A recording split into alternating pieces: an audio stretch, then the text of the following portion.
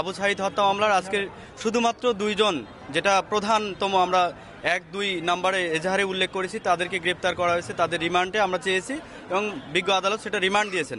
আমরা মনে করি যে অতি দ্রুত এইখানে এই মামলাটা সবচেয়ে চাঞ্চল্যকর, বাংলাদেশে একটা মানে যে পট পরিবর্তনে অভ্যুত্থান ঘটাতে এটা ভূমিকা রাখছে শহীদ আবু সাঈদ।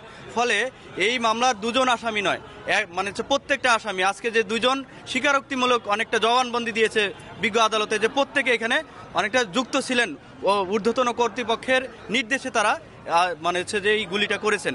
ফলে যারা যারা নির্দেশ দিয়েছেন, নির্দেশদাতা, পরিকল্পনাকারী এবং পরবর্তীতে এই মামলা ধামাচাপা দেওয়ার জন্য যারা চেষ্টা করেছেন, আমরা সর্বোপরি প্যানেল আইনজীবীরা মনে করি এই হত্যাকাণ্ডের সাথে যারা যারা যুক্ত, পরিকল্পনা থেকে শুরু করে তার পরিকল্পনা বাস্তবায়ন, সিদ্ধান্ত গ্রহণ করে এবং একদম ফিল্ডে যারা এইটা সরাসরি গুলি করেছে, প্রত্যেকের আইনের আওতায় নিয়ে আসা হোক।